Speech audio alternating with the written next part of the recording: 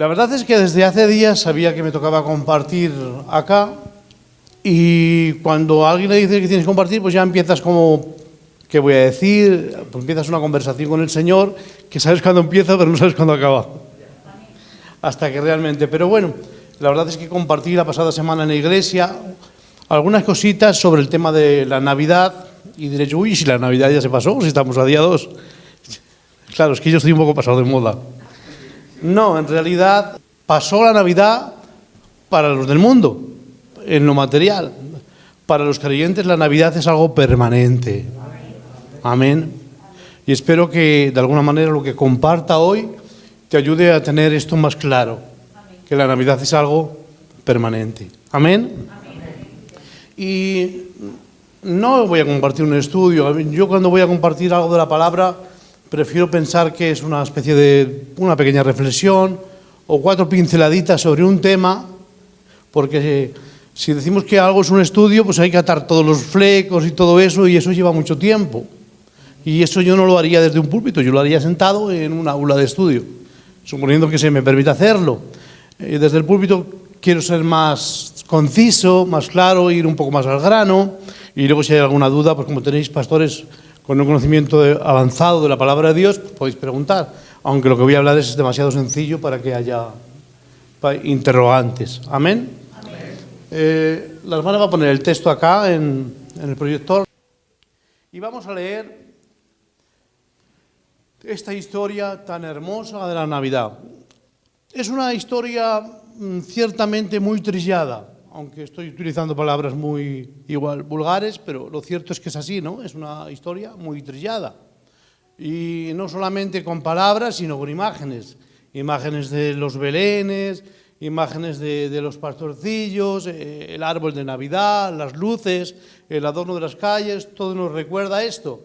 El hecho de que sea algo tan conocido puede caer en la tendencia a restarle valor, ¿verdad? Pero realmente quiero ir más a la realidad, no de la historia y de lo que es, sino, hermanos, de ver que el cáliz que se le está dando hoy en la actualidad en prácticamente el mundo entero es errado. Porque la Navidad son más que 4 luces y que un árbol. La Navidad es mucho más que un Belén, con una vaca, un burro y un pesebre, y las otras figuras. La Navidad es mucho más que eso, incluso mucho más que lo que dice en la historia que vamos a leer. Pero lo que nos puede llevar a la realidad de este acontecimiento histórico tan importante, el más importante de toda la historia de la humanidad. Amén. De hecho, mira, sí fue importante para la historia que partió la historia en 2. Quizás ya lo he dicho alguna vez y lo habréis escuchado cantidad de veces. Partió la historia en 2. Hasta Jesús se decía antes de Cristo. A partir de Cristo dice después de. Partió la historia. Fijaos si es relevante e importante este hecho histórico, este evento que partió la historia de la humanidad. Los chinos no cambiaron la fecha, creo que esos fueron prácticamente los únicos, pero estos nos venden los árboles y las bombillas. Bueno, pero bueno, o sea que colaboran en algo, empezarán a creer al final. Pero os tengo una buena noticia, aunque en el mundo hay 1.300 millones de chinos, es la población más grande del mundo, pero en realidad hay 2 o 3 millones de chinos que son cristianos convertidos. O sea que no os equivoquéis, que hay gente china que son buenos creyentes. Amén. Por la gloria de Dios. Vamos a leer el texto. ¿Lo pone, por favor, hermana? Y así lo pueden leer ustedes conmigo, para que vean que lo que leo es lo que dice el texto. Dice la palabra anunciamiento o anunciado el nacimiento de Jesús. En Lucas capítulo 1, 26. Leemos este primer texto y hacemos una oración. Dice, en el 6º mes, el ángel Gabriel fue enviado por Dios a una ciudad de Galilea llamada Nazaret, a una virgen desposada con un hombre llamado José, de la casa de David. El nombre de la virgen era María. Cuando entró a donde ella estaba, dijo, te saludo muy favorecida, el Señor está contigo. Pero ella se turbó por sus palabras y preguntaba qué clase de salutación sería esta. Entonces el ángel le dijo: no temas, María, porque has hallado gracia ante Dios. He aquí concebirás en tu vientre y darás a luz un hijo y llamarás su nombre Jesús. Este será grande y será llamado Hijo del Altísimo, y el Señor Dios le dará el trono de David su padre, y reinará sobre la casa de Jacob para siempre, y de su reino no habrá fin. Entonces María dijo al ángel: ¿cómo será esto, porque yo no conozco a un varón? Entonces respondió el ángel, le dijo: el Espíritu Santo vendrá sobre ti, el poder del Altísimo te cubrirá en su sombra, por lo cual también el santo ser que nacerá será llamado Hijo de Dios. He aquí, tu parienta Elizabeth también ha concebido a un hijo en su vejez. Este es el 6º mes para ella, que era la llamada estéril, porque ninguna cosa será imposible para Dios. Entonces María dijo: he aquí la sierva del Señor, hágase conmigo conforme a tu palabra, y el ángel se fue de ella. Amén. Oramos al Señor, por favor. Te bendecimos, Señor, en esta mañana. Te doy la gloria y la alabanza, y te doy gracias por poder estar con mis hermanos en esta mañana, en este lugar, honrando y adorando tu nombre. Pido hoy que tú prestes tu palabra en mi boca, la facilites, Señor, para que podamos ser bendecidos por tu palabra hoy, Señor. Mis hermanos, la iglesia del Señor no esperan en mí, sino en ti, Señor. Por eso sabemos que tú nos sorprenderás y nos bendecirás con tu palabra, porque tú nunca fallas y tú nunca defraudas, Señor. Muchas gracias. En el nombre de Jesús. Amén. Lo confirmamos diciendo todos amén. Amén. Bueno, entre otras, también va a servir el leer esta historia para no maldecir tanto a María, porque los evangélicos, históricamente, la verdad es que hemos maldecido tristemente mucho a María, y la verdad es que no tenemos razones para ello. El hecho de que los católicos o quizás otros hayan hecho de ella un objeto de veneración como si fuese una imagen, no quiere decir que nos da el derecho a maldecirla, porque realmente fue una creyente espectacular, elegida por Dios, por una misión espectacular, y tenemos muchas razones para honrarla, para bendecirla, porque bendecir es hablar bien, y ninguna para hablar mal. Con lo cual, bendecimos hablando bien, bendecimos a la Virgen María y damos gracias a Dios por esta joven dispuesta. Y me supongo que lo sabréis, pero cuando ella le visitó el ángel, realmente lo que ella aceptó hubiera supuesto la muerte inmediata por lapidación. Y además ella era una joven que no tendría más de 14 a 16 años. Con seguridad, porque se casaban muy jóvenes. Es cierto que estaba desposada con José, lo cual quiere decir que eran novios, pero antiguamente, igual que aquí en Castilla, ¿verdad, hermano Roberto?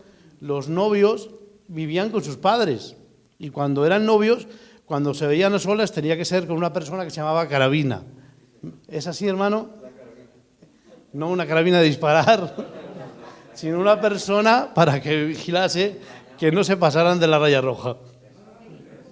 Era de este modo. Sinceramente, aunque parece un poco ambiguo, un poco anticuado, pero realmente tiene mucho amparo bíblico, ¿eh? De hecho, se copió de la Biblia, como la mayoría de las leyes. Y lo cierto es que con esa edad, aceptar lo que aceptó fue tremendo. Pero ¿sabes lo que pasa? Que yo creo que como las mujeres judías conocían la palabra de Dios, conocían las Escrituras, yo creo que muchas de ellas soñaban con ser la elegida, para ser la madre del Rey de Reyes. Amén.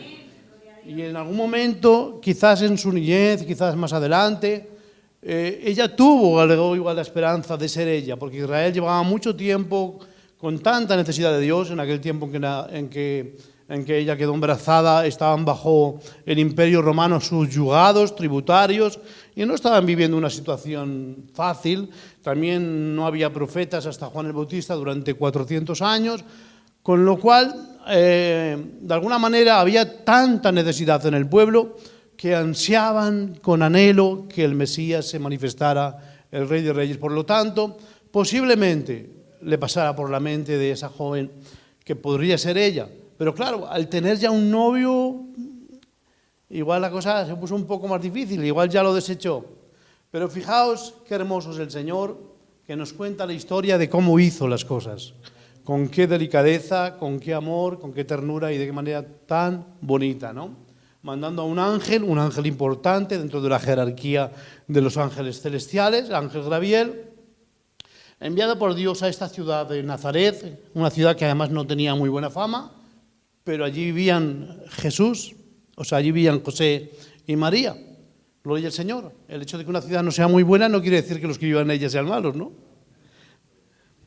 Burgos es buena, pero usted es mejor. Y pues nada, fue a esta joven llamada María a darle el anuncio. Pero fijaos, quedarse embarazada sin estar casada en Israel suponía la lapidación. Se consideraba fornicación y sería... Pero me encanta cómo ella lo acepta, hágase con tu sierva tu voluntad, le dice. Me encanta cómo lo acepta sin regañadientes, pero no le dice nada a su novio. A ver qué novia se queda embarazada de la noche a la mañana y no le dice nada a su novio. ¿No es muy extraño? Es que ella confiaba que quien había iniciado esta obra tan especial se encargaría de hacer el resto de las cosas. Y así fue, ¿no? De hecho, José, que dice la palabra que era un hombre justo, planeaba ya dejarla en secreto cuando vio su tripa crecer, ¿no? Su barriguita crecer. Lógicamente, para el novio no quedó desapercibido que ella estaba encinta. Y planeaba dejarla en secreto porque sabía él que suponía la muerte de ella.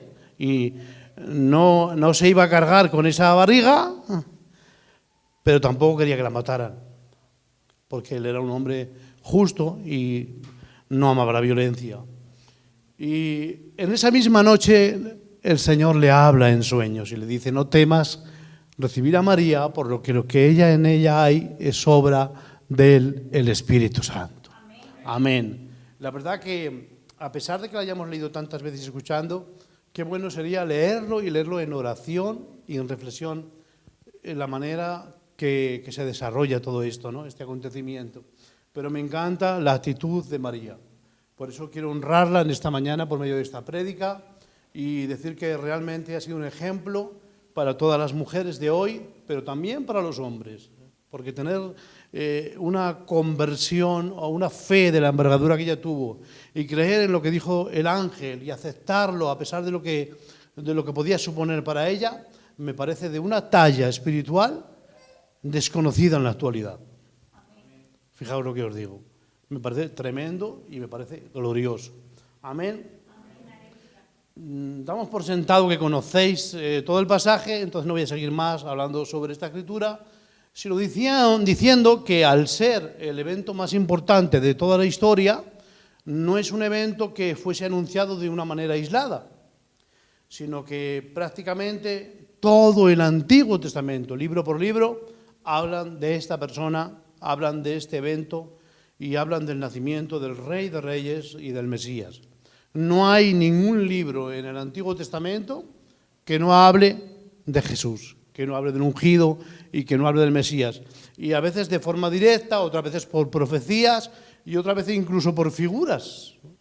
Todo el tiempo el Antiguo Testamento está hablando del futuro y está hablando de un niño, gloria al Señor, que salvaría a la humanidad entera. De todos los textos que hay, he elegido 3 solo, pero los vamos a leer. Vamos a pasar a Génesis capítulo 3, 15. Como bien leéis ahí, dice así: y pondré enemistad, le dice el Señor al diablo, pondré enemistad entre ti y la mujer, y entre tu descendencia y su descendencia, esta te herirá en el calcañar. Le dice a la mujer, y tú le dirás, esta te herirá en la cabeza, se lo está diciendo al diablo, y dice, esta te herirá en la cabeza, y tú le herirás en el talón. Es un poco el texto con palabras un poco así, poco coloquiales, un poco enrevesadas, pero traduciendo le está diciendo que en un futuro alguien, un descendiente de la mujer, un descendiente de Eva, iba a pisar la cabeza. La cabeza es símbolo de poder y autoridad. Y alguien, un descendiente de Eva, iba a pisar su cabeza, le iba a quitar el poder y la autoridad a ese ser que engañó a Adán y Eva. O sea que es verdad que hemos tenido consecuencias graves por la desobediencia de Adán, pero él también va a tener, o mejor dicho, ya tuvo consecuencias, aunque el juicio está hecho y todavía no se ha ejecutado la sentencia, ¿vale?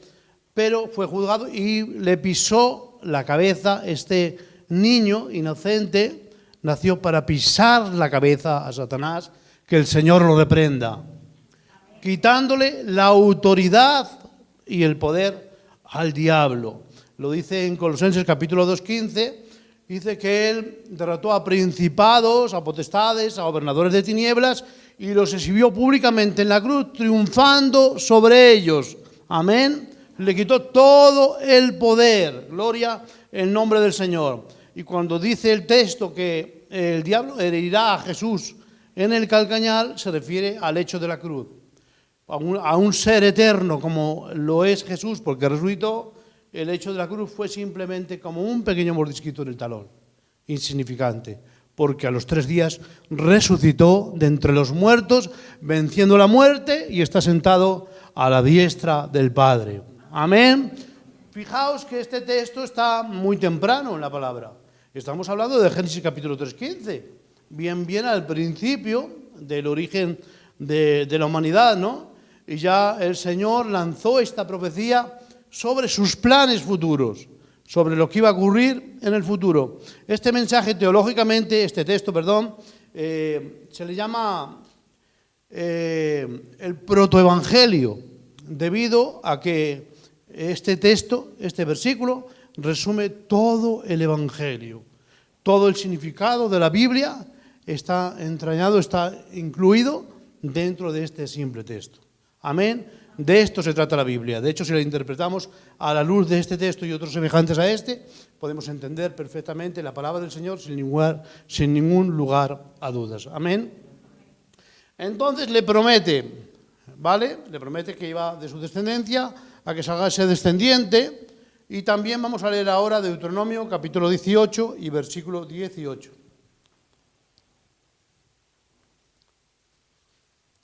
Y le dice el Señor al pueblo de Israel, en Deuteronomio 18:18, les dice: levantaré un profeta como tú, le dice a Moisés el Señor, de entre sus hermanos, y yo pondré mis palabras en su boca, y él las sabrá sobre todo lo que yo le mande. Amén.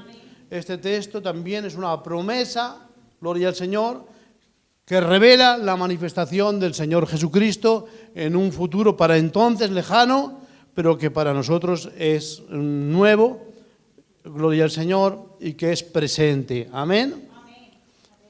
Y por último leemos Isaías capítulo 9 y versículo 6.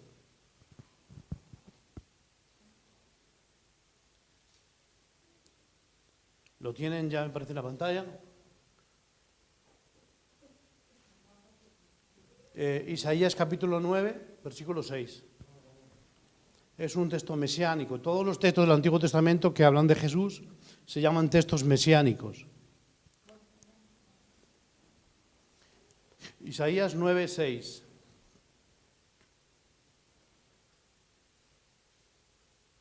Vale. Porque un niño nos es nacido, un hijo nos es dado, y el dominio estará sobre su hombro. Se llamará su nombre Admirable, Consejero, Dios fuerte, Padre eterno, Príncipe de paz. Amén. Lo dilatado de su imperio y la paz no tendrán fin sobre el trono de David y sobre su reino, para afirmarlo y fortalecerlo con derecho, con justicia, desde ahora y para siempre, y el celo de Jehová de los ejércitos harán esto. Amén. Que bendito sea el nombre del Señor.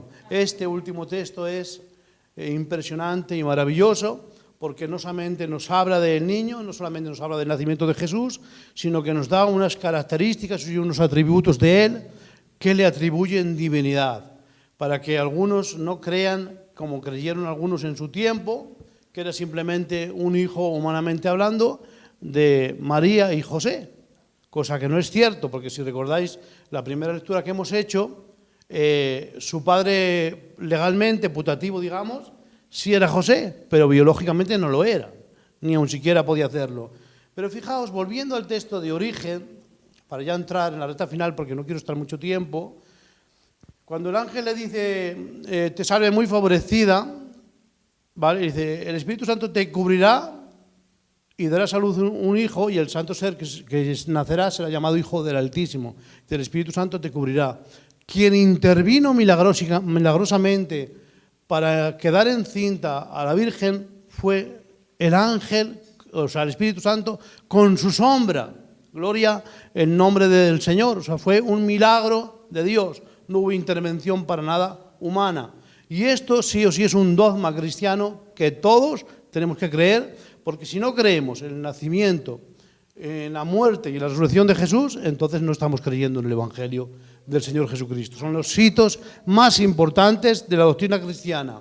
Pero fijaos, dice, y el santo ser, ¿cómo era posible que fuera un santo ser si tenía los cromosomas de María? Está claro que no tenía los de José, ¿vale? Porque no intervino. Pero ella iba a transmitir a la criatura sus cromosomas. Y ella venía con el pecado adánico en ella, como toda la humanidad, como nosotros. Entonces, lógicamente, los niños nacen con la naturaleza adámica, la naturaleza de pecado. Sin embargo, Jesús no la tuvo, porque por eso dice que el santo ser que nacerá. Hubo una intervención no solamente para engendrarle, no solamente para que ella quedase encinta, sino para santificar y quitar el pecado desde antes de nacer, porque si no, no podía ser, gloria al Señor, no podía ser el Hijo de Dios. Daros cuenta que Jesús nacido era Dios manifestado en carne, era el Dios hecho carne, y milagrosamente hizo que no traspasasen los cromosomas de María a la criatura para que Él fuera santo, porque Él se tenía como ofrecer como víctima, como sacrificio por el pecado en la cruz del Calvario, y si era un hombre pecaminoso no podía ser, no valía. ¿Recordáis la Pascua? Cuando se ofrecía ese cordero de la Pascua, ¿cómo tenía que ser el cordero? Tenía que ser un cordero que no podía ser cojo, no podía ser con defecto, tenía que ser un cordero perfecto, gloria al Señor, sin ningún defecto físico. Y eso nos está hablando de la santidad de Jesús, como el Hijo de Dios fue santificado desde antes de su concepción para que tuviese el valor redentor, su sacrificio en la cruz del Calvario, que bendito sea Dios. Yo honro a Dios por esta obra tan maravillosa de regalarnos a su Hijo. Hay gente que dice, ¿por qué Dios, si sabía que Adán y Eva iban a pecar, ¿por qué no lo impidió? ¿Por qué no hizo nada? O sea, que no hizo nada. ¿Quién dice que no hizo nada? De antemano, Él había buscado la solución. Y buscó la única solución posible, que además era la que más le costaba: la vida y la muerte de su único Hijo en la cruz del Calvario. Que bendito sea el nombre del Señor. Por lo tanto, hermanos, el Señor sí hizo algo que jamás nadie hubiera hecho, que es dar la vida de su Hijo. Porque mirad, yo os aprecio, y hay mucha más gente que aprecio, pero yo no daría la vida de mi Hijo por vosotros, la verdad. Y yo estoy seguro que vosotros tampoco por mí, ¿no? Daríais la vida de vuestro Hijo. Para nosotros es un hecho incomprensible. Nadie daría la vida por un semejante, la vida de su Hijo. Sin embargo, el amor de Dios es tan grande, el amor de Dios es tan profundo, el amor de Dios es tan, hermanos, maravilloso, que no le importó dar la vida y la sangre de Jesús en el Calvario para redimirnos y salvarnos. Por eso, volviendo atrás, deciros que la Navidad no son 4 luces, que la Navidad no son un Belén y un árbol, unas bombillas, ni unos adornos en las calles. La Navidad es el nacimiento del Salvador del mundo, del Rey de Reyes y del Príncipe de Paz, que bendito sea su nombre. Aquel que Isaías dijo que era el admirable, que era el Dios fuerte, que era el Padre eterno y que era el Príncipe de Paz. Gloria el nombre del Señor. Y que le daría el reino de David. La promesa es que el Mesías tenía que venir de la descendencia de David. Por eso dice que su padre era David, está hablando de su descendencia.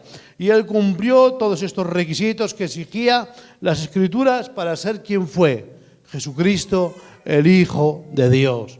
Amén. Y saber que la Navidad, nosotros pensamos y decimos, el día 25 es Navidad. ¿No es así? Bueno, es la celebración. Pero tristemente, ¿cómo se celebra la Navidad? Agasajándonos con comida, con corderos, con pescados, con mariscos, siendo unos consumistas radicales y extremos, tirando el dinero por la borda, gastándonos para un día o dos lo que nos valdría para pasar todo el mes.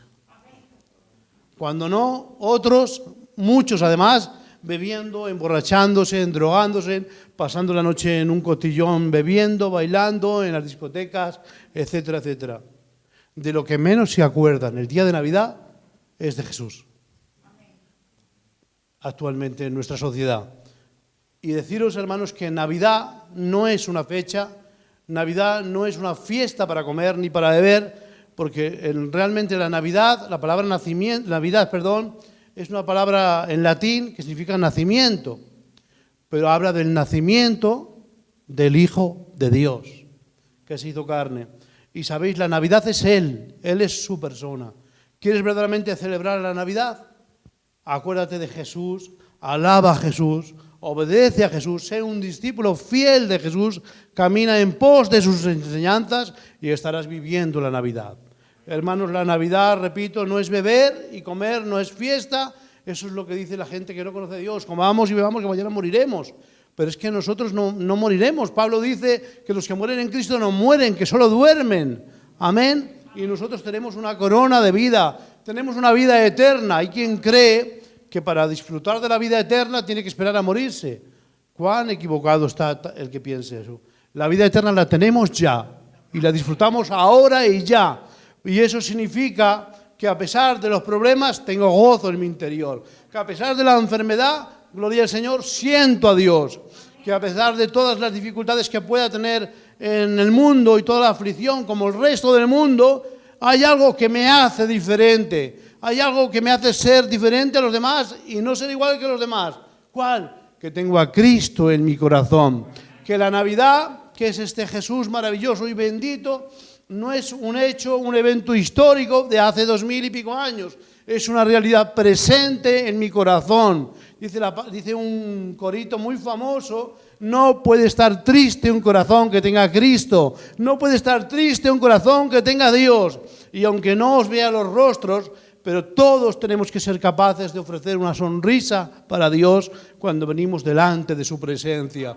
Tristemente hoy encontramos gente que viene a adorar a Dios y vienen acongojados y con una cara apática y envueltos por la tristeza y el desánimo. Te invito a que te animes, a que levantes tu cabeza y disfrutes del Dios que tienes. Y disfrutes de que tienes a Jesús en tu corazón. Porque si tú le invitaste un día a entrar en tu corazón, Él ni te ha abandonado ni te abandonará. Él seguirá estando en tu corazón. Y dice su promesa, yo estaré todos los días con vosotros hasta el fin del mundo. No se va en Navidades, ¿vale? No se va tampoco el día 2 de enero. Él está todos los días. Por eso no es Navidad solo el día 25 de diciembre. Hoy también es Navidad. Y si es Navidad, Él merece que sonrías. Sonríe para Dios ahora, aunque no lo vea yo. Ofrécele una sonrisa al Señor. Gloria al Señor. Él ha derramado muchas lágrimas por ti, ha sufrido mucho dolor, sufrió la vergüenza, la desnudez, el escarnio, el oprobio, gloria a la desnudez y tantas otras cosas por ti. Si puedes sonreír para Él y recordar siempre, gloria al Señor, lo que estoy diciendo hoy. Quizás no sea el mejor mensaje que habéis escuchado de la Navidad, pero voy a decir algo para que no olvidéis jamás. Siempre es Navidad. Amén. Un aplauso para el Señor y que Dios os bendiga.